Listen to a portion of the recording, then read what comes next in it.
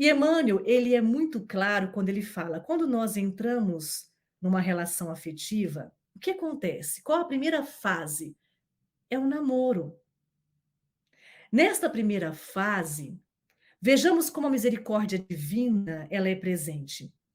Todos nós nos encontramos com os nossos afetos por um motivo ou outro. Todas as relações afetivas têm uma razão de ser. E Emmanuel mostra muito claramente que esta relação de ser já fora planejado no plano espiritual. Ah, então eu vou encontrar minha alma gêmea? Somos todos almas gêmeas? Chico tinha uma colocação muito interessante e até divertida. Somos almas algemadas umas às outras. Almas gêmeas ainda não somos, porque somos espíritos imperfeitos. Espíritos imperfeitos com afinidade com outros espíritos imperfeitos e caminhando para a sua própria melhoria. Então, nesse sentido, Emmanuel fala o seguinte: que quando a gente entra na fase do conhecer alguém, nós estamos conhecendo um outro espírito imortal. Na normalidade das circunstâncias, não estamos falando de relações acidentais.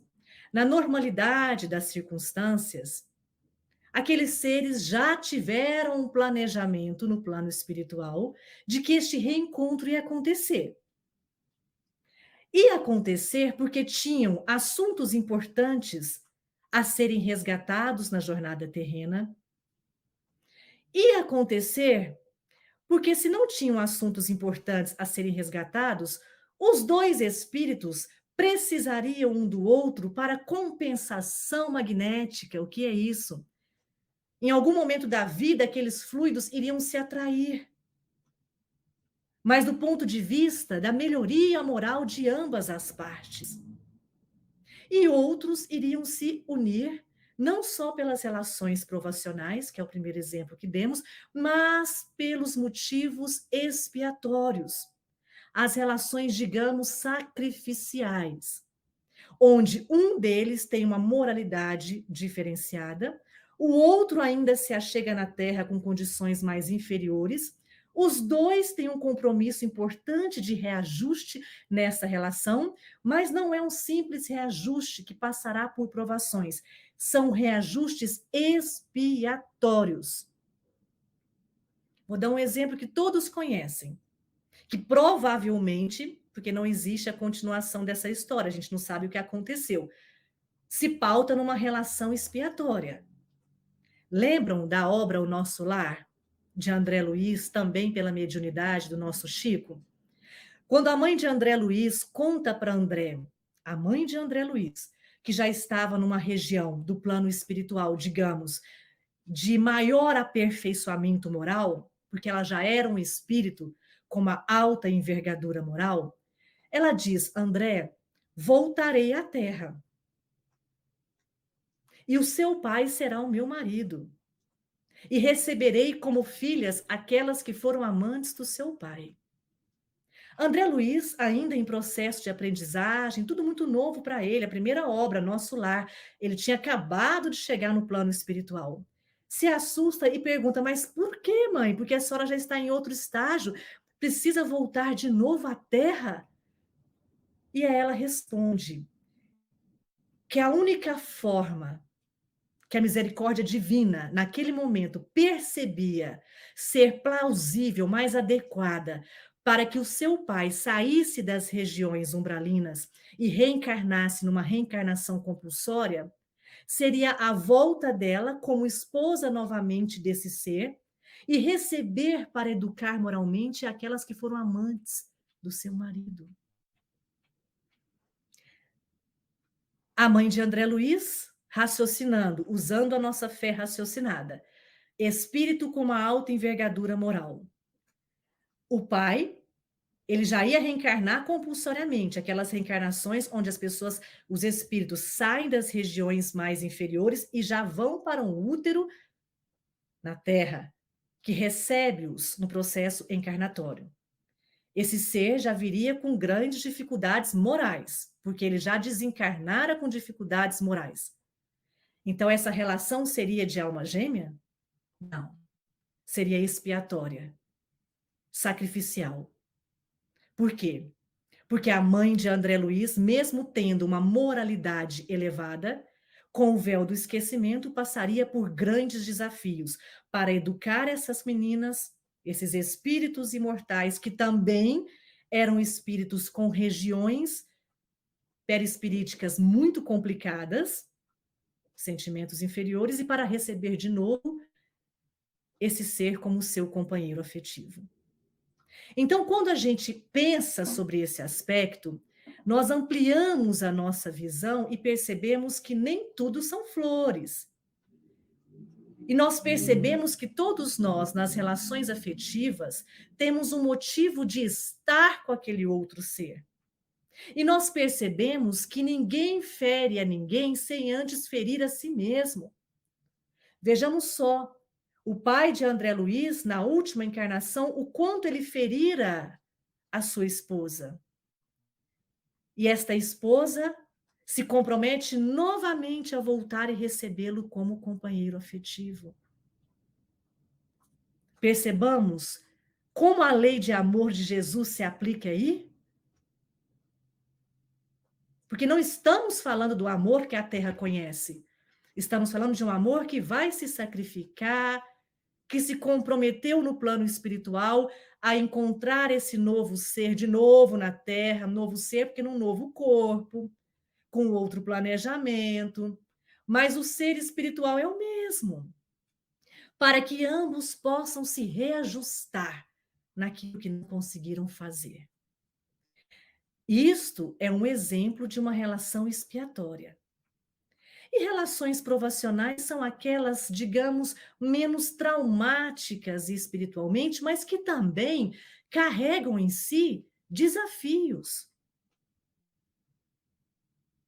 E nós vamos caminhando nessas relações, aprendendo a amar, amadurecendo espiritualmente, até que a gente se encontre no nosso processo evolutivo na condição dos reencontros com as nossas almas afins, as nossas almas que já estão, talvez, numa condição moral como a nossa. Ou talvez aquelas almas que conosco convivem hoje, que têm uma condição diferente na moralidade, se esforçando, consigam junto de nós, na transformação moral necessária, a caminhar para esse encontro que vai nos unir ao invés de nos algemar, como diria o Chico. E nós temos que compreender, como estávamos falando, que essa fase do namoro é uma fase do encantamento. Todos esses encontros que nós temos já estavam, na maior parte das vezes, planejados no plano maior. E quando a gente se encontra, conhece um outro espírito, como é essa fase do namoro? Essa fase do noivado, como se chama na Terra, é a fase do doce mistério.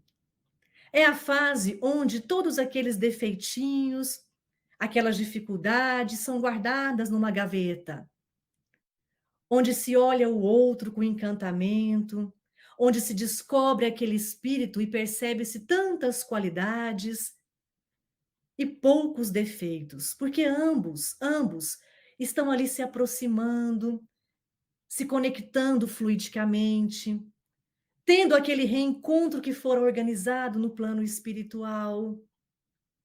E o namoro, a relação vai amadurecendo. E o que que acontece? Se essa relação amadurece, vamos caminhar um pouco mais até o matrimônio. Quando acontece o matrimônio, os defeitos começam a aparecer. Às vezes nem é necessário chegar na fase do matrimônio.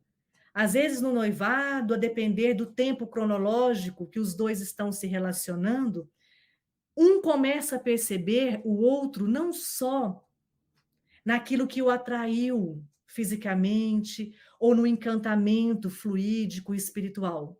Ambos começam a perceber um ao outro como espíritos imortais que têm qualidades e que também carregam defeitos.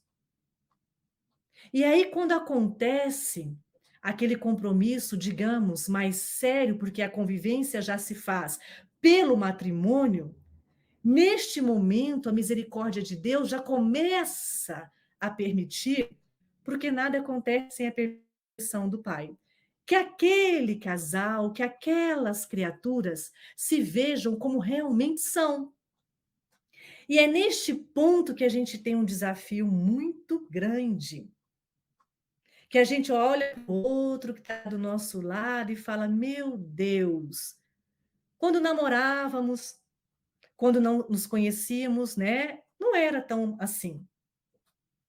O outro não era muito irritado, esse aqui não era tão silencioso, esse aqui não tinha tantas manias, o orgulho era menor. Eu não sabia que era tão egoísta. A gente começa a se despertar para as mazelas que o outro carrega. Isso é justamente neste ponto que entra os processos de reajustes morais. E é neste ponto que a relação cresce emocionalmente. Porque nesse aspecto a gente percebe que o encantamento nos reuniu, o reencontro aconteceu, mas nós temos um propósito juntos. As relações afetivas, na perspectiva do Espiritismo, nos coloca também com um propósito juntos. Que propósito é esse? De ajudar uns aos outros a sermos melhores a cada dia moralmente. E aí, aqueles seres que se reuniram, ao se deparar com outro ser que está ao seu lado, como ele realmente é, precisa agora entender que o amor real é aquele amor ensinado pelo Cristo, e não o amor fantasiado pelas questões da materialidade.